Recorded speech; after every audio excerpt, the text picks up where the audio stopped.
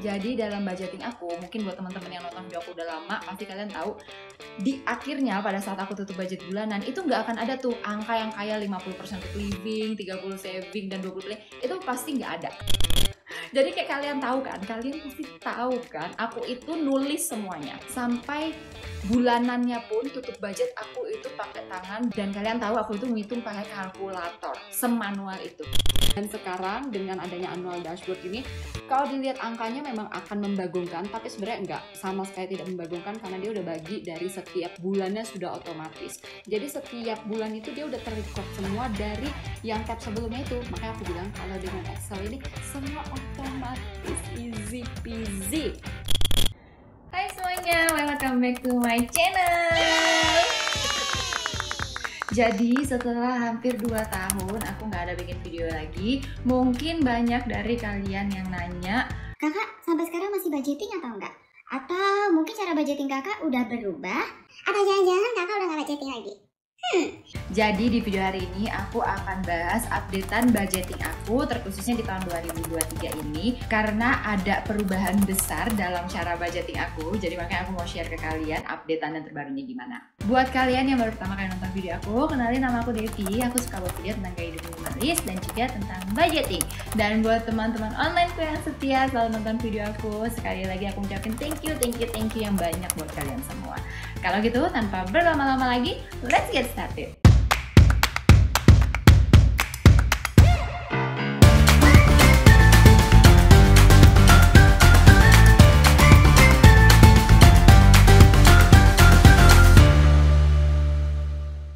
Pertanyaan pertamanya itu kan pasti, Kak masih budgeting nggak sih? of course.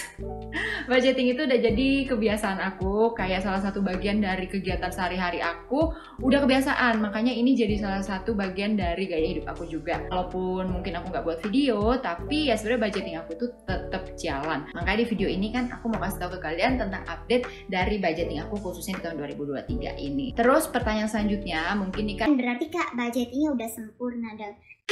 of course not. Tentu aja enggak. Walaupun aku udah budgeting kayak mau 4 tahun mungkin ya, sekitaran segitu, tapi tetap aja pasti namanya budget itu nggak akan sempurna sih menurut aku ya, karena sampai sekarang pun pasti aku masih tetap ada gagalnya. Gagalnya itu kayak misalnya over budget, atau misalnya ada hal yang tidak terduga gitu ya, akhirnya harus menggunakan tabungan yang ini dulu.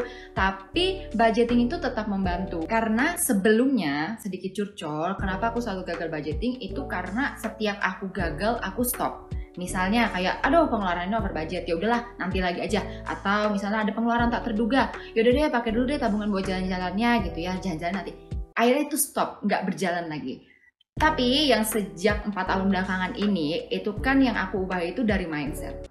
Selalu di mindset. Karena di mindset aku itu kan udah yang penting lanjutin aja terus. Mau gagal, mau over budget, mau salah, mau akhirnya nggak balance angkanya, itu aku lakuin aja terus. Dan ternyata sekarang sudah menjadi kebiasaan, dan ini membantu banget untuk hal-hal yang tidak terduga gitu ya. Jadi makanya dibilang sempurna, menurut aku nggak akan pernah sempurna sih. Karena berhubungan juga dengan kejadian hidup kita yang semuanya itu nggak bisa kita planning. Kita planningnya A, B, C, tapi ternyata yang kejadiannya misalnya X, Y, Z. Jadi itu kan di luar kendali kita. Makanya dengan budgeting itu justru membantu aku kayak oke, misalnya bulan ini karena ada keperluan di hal yang aku tidak duga, aku misalnya pakai tabungan untuk liburan. Tapi dari situ aku tahu, oh berarti nanti di budgeting yang selanjutnya aku harus mengcover uang yang kemarin aku pinjam. Seperti itu misalnya. Maka aku selalu encourage teman-teman semua, terutama buat kita-kita yang baru budgeting, itu intinya adalah keep going. Lakuin aja terus. Mungkin kayak hari ini kita lupa nyatet, terus besok lupa lagi. Ya udah nggak apa-apa, pas nanti kita ingat ya kita catat gitu. Tapi jangan berhenti. Lakuin aja terus sampai itu jadi kebiasaan dan akhirnya jadi bagian dari gaya hidup kita juga.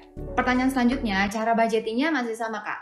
Kalau metodenya itu aku masih sama. Jadi mungkin kayak teman-teman, aku yakin sih kalian juga pasti udah cari banyak informasi tentang budgeting gitu ya. Kalian kan mungkin tahu ya tentang beberapa metode budgeting, kayak misalnya yang 50 30 20, ada juga yang metode amplop atau envelope, atau yang pay yourself first, atau kayak aku yang menggunakan metodenya itu adalah zero based budget. Aku nggak akan jelasin tentang metode-metode budgeting itu di video ini, tapi untuk zero based budget itu aku sudah tahu kemana uang aku nantinya. Jadi ibaratnya income atau pendapatan yang aku expect gitu ya, aku udah atur tuh sampai 1 rupiahnya pun ibaratnya gitu. Ini buat apa, sampai di akhirnya itu adalah 0. Karena aku udah alokasikan semua pendapatan yang mungkin akan aku terima di budgeting selanjutnya. Seperti itu misalnya. Jadi dalam budgeting aku, mungkin buat teman-teman yang nonton video aku udah lama, pasti kalian tahu di akhirnya pada saat aku tutup budget bulanan itu nggak akan ada tuh angka yang kayak 50% untuk living, 30 saving, dan 20 play. Itu pasti nggak ada karena angkanya setiap bulan akan berubah dan semua itu berubah sesuai dengan tren atau kejadian dalam hidup aku saat ini. Itu yang aku suka dari zero based budgeting. Selain itu aku ngerasa kayak misalnya nih, ini kan pendapat pribadi ya, kenapa makanya aku pilih zero based budgeting. Karena misalnya nih kalau aku mau nerapin yang 50, 30, 20 itu kadang di aku agak sulit sih karena gak tahu kenapa tapi hidup aku itu penuh kejutan. Jadi banyak banget atau kayak aku tuh sering banget menemukan hal-hal yang mengejutkan. Jadi itu agak susah untuk aku terapin di budgeting aku untuk misalnya metode yang 50, 30, 20. Tapi di zero based budgeting ini makanya kenapa aku bisa terus konsisten sampai sekarang, karena memang ternyata akhirnya aku dapat metode yang cocok sama aku. Terus pertanyaan selanjutnya adalah, jadi cara budgeting yang barunya itu update-nya apa Kak? Dari tadi kan semuanya sama. Yang update itu adalah cara aku membudget. Jadi kalau kalian, teman-temanku yang sudah lama nonton video budget aku, kalian tahu kalau aku itu adalah tim kertas. Ya kan, kalian pasti tahu bahwa aku selalu bilangnya aku gak bisa pakai digital, aku cocoknya itu di kertas. Tapi sekarang aku pakai Excel. Jadi udah hampir setahun ini aku itu udah gak pakai buku lagi, aku pakai Excel gitu ya. Padahal kalau mungkin kalian tahu kan, inget di video-video aku tuh selalu bilang kayak aku udah coba pakai yang digital atau aplikasi tapi aku nggak cocok, selalu gagal budgeting. Aku tuh nggak bisa, aku tuh tim kertas banget, pasti nggak bisa, aku harus pakai kertas. Kayak gitu, manual banget. Tapi ternyata itu ya bun, misalnya itu ya, gak ada yang sempurna. Aku aja udah budgeting 4 tahun ngerasa kayak aku itu tim kertas, ternyata akhirnya aku sekarang ke dunia digital. Jadi sebenarnya gak apa-apa juga sih, kan intinya adalah gimana caranya kita budgeting sesuai dengan gaya hidup kita ya, dan gimana yang bikin kita itu cocok dan bisa terus budgeting. Jadi sekarang itu aku pakai Excel. Kenapa aku berpindah dari tim kertas ke tim digital? Karena yang pertama itu adalah aku bisa akses di mana-mana. Jadi misalnya aku lagi keluar rumah, terus aku mau belanja, tapi aku kayak, aduh, sisa budgeting misalnya untuk groceries aku berapa ya? Sisa budgeting aku untuk nyalon berapa ya? Itu aku bisa langsung lihat di HP aku karena bisa aku akses. Beda sama dulu, itu kayak aku ngawang-ngawang kayaknya kayak gitu. Nah, itu alasan yang pertama. Yang kedua adalah meminimalisir human error. Jadi kayak kalian pasti tahu kan, aku itu nulis semuanya. Sampai bulanannya pun tutup budget aku itu pakai tangan, dan kalian tahu aku itu menghitung pakai kalkulator, semanual itu, dan itu meningkatkan terjadinya human error atau salah hitung. Makanya kadang ada di beberapa bulan tertentu kayak aku ngerasa kayak aneh ya, tapi ya aku nggak bisa track lagi ke belakang karena agak sulit gitu, catatannya kan udah sangat banyak, terus kayak udah lupa juga. Jadi kayak aku kayak ya udahlah gitu, ya udahlah aja gitu, habis daripada stuck di situ, pusing di situ, toh kejadian udah lewat. Cuman dengan Excel ini karena semuanya itu sudah ada formulanya atau sudah ada rumusnya, jadi sangat minim kesalahan. Seandainya ada kesalahan itu cuma ada 2 sih menurut aku, salah rumus atau yang kedua salah input datanya. Jadi kalau udah salah input data itu pasti ke belakangnya akan salah. Tapi biasanya pada saat aku masukin terus ada kesalahan, aku langsung tahu, oh ini ada salah nih berarti. Makanya ini membantu aku banget khususnya untuk tutup budget dan juga untuk annual budget atau budget tahunan aku. Itu aku ngelihatnya kayak super gampang setelah aku menggunakan Excel ini. Jadi ini aku akan kasih lihat ke kalian Excel yang aku gunakan untuk budgeting gitu ya. Jadi ini adalah tampilan yang aku gunakan untuk budgeting aku sekarang. Nah, ini emang ada banyak tabnya, ada beberapa tab di sini, tapi ini yang memang aku perlukan sekarang gitu ya. Kayak aku kan udah 4 tahunan ini budgeting dan aku mau lebih detail melihat budgeting aku gitu ya. Tapi sebenarnya kurang lebih ini tuh sama dengan yang aku pakai di kertas kayak dulu. Cuman emang ini lebih detail aja gitu ya, dan lebih enak karena semuanya udah serba otomatis. Kayak misalnya di sini ada setup, ini ya ini yang aku bilang kayak tadi untuk input datanya. Semua datanya tuh dari sini, kayak apa aja yang mau aku isi. Ada bills atau tagihan-tagihan yang harus aku bayar. Terus ini adalah transaksi, kayak misalnya ya semua kegiatan transaksi aku ya. Terus ini dashboard, ini sebenarnya kayak kesukaan aku juga, dimana ini itu adalah tampilan dari semua apa yang aku mau lihat di bulan ini. Kayak misalnya di sini aku bisa lihat, misalnya aku budgetin untuk groceries itu berapa dan sisanya itu ada berapa dari yang udah aku pakai. Terus habis itu aku bisa lihat juga nih aku udah saving apa belum di bulan ini. Apa aku udah masukin sinking funds, itu ada semua di sini.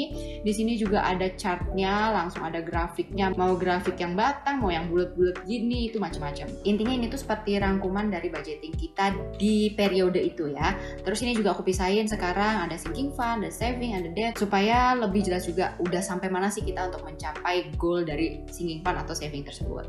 Terus ini adalah annual, salah satu tabs favorit aku selain tab dashboard ini. Aku suka si annual ini, kayak dulu waktu aku di kertas, mungkin kalian ingat gimana aku itu tutup budget tahunan sangat rempong, karena balik lagi itu kan manual dan aku ngitungnya itu pakai kalkulator satu-satu kayak gitu kan. Dan sekarang dengan adanya annual dashboard ini, kalau dilihat angkanya memang akan membagongkan, tapi sebenarnya enggak, sama sekali tidak membagongkan karena dia udah bagi dari setiap bulannya sudah otomatis. Jadi setiap bulan itu dia udah terrecord semua dari yang tab sebelumnya itu. Makanya aku bilang kalau dengan Excel ini semua otomatis, easy peasy ya. Jadi nanti terakhirnya aku akan cuma lihat di akhirnya aja ini, di totalnya semua pada nanti akhir tahun. Tapi kalau misalnya ini Devi baru mau mulai budgeting di hari pertama, aku tidak akan memakai ini sih, karena ini itu menurut aku cukup nggak dibilang expert juga ya, karena kan kayak yang kalian tahu aku juga kan sebenarnya tidak ada background keuangan, tidak belajar finance, jadi emang mengatur keuangan rumah tangga aja gitu kan. Nah tapi dengan pengalaman 4 tahun aku mengatur keuangan rumah tanggaku sendiri gitu ya, aku udah mau di tahap seperti ini, aku bisa menggunakan ini. Tapi kalau ini baru pertama kalinya aku mau budgeting, aku tidak akan pakai ini, karena ini pasti akan overwhelmed banget buat aku. It's too much gitu ya, terlalu banyak yang diisi, terlalu banyak tabsnya, terlalu banyak yang dilihat, angkanya akan membagongkan gitu ya. Jadi mungkin aku akan buat yang lebih sederhana, yang diisinya itu tidak terlalu banyak, tapi secara overall juga kita bisa lihat kesimpulan atau summary dari budgeting kita. Sebenarnya itu sih yang penting dalam hal budgeting, supaya kita bisa lihat summary-nya itu gampang kita mengerti. Dan ini juga aku kayaknya mau ada perubahan juga sih dalam Excel yang aku gunakan ini, karena ini kan kebetulan udah mau akhir tahun 2023 ya, udah mau masuk 2024, jadi semangat banget nih untuk memulai tahun yang baru dengan budgeting yang baru, kayak kertas kosong lagi. Ada sedikit sih atau beberapa hal yang mau aku ubah juga di sini, kayak mungkin ada yang mau aku kurangin dan ada yang mau aku tambah. Jadi makanya itu dia yang aku bilang, budgeting itu tidak pernah sama, budgeting itu berubah terus. Bahkan untuk Excel yang udah kayak begini aja masih mau aku ubah-ubah untuk bisa lebih mantap lagi. Jadi intinya inilah perubahan terbesar aku dalam budgeting dari kertas ke digital. Tapi nanti pasti akan aku update di video budgeting selanjutnya. Mungkin kalau ada video yang mau bikin budget atau mau tutup budget, pasti aku akan jelasin lebih lengkap tentang Excel yang aku gunakan sekarang untuk budgeting ini. Jadi makanya jangan lupa kalian tinggalin komentar di kolom komentar bawah, mau ada pertanyaan atau ada masukan, kalian boleh tulis di situ. Dan sebenarnya kalau kalian belum follow Instagram aku, bisa follow di Devi Melisa, karena aku lebih sering buka DM daripada buka YouTube gitu kan. Jadi banyak juga teman-teman yang nanya aku dari DM, kalian boleh nanya aku juga di situ.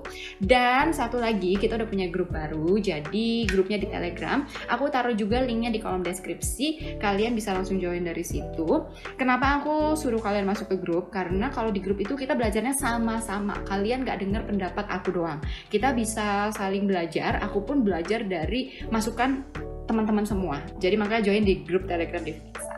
Oke, kalau gitu segitu aja video aku hari ini. Semoga video ini bermanfaat bagi kalian. Kalau kalian merasa video ini berguna, kalian boleh banget share video ini ke keluarga dan teman kalian, atau kalian bisa klik tombol subscribe-nya dan jangan lupa klik tombol notifikasinya supaya kalian bisa tahu kalau aku upload video yang baru.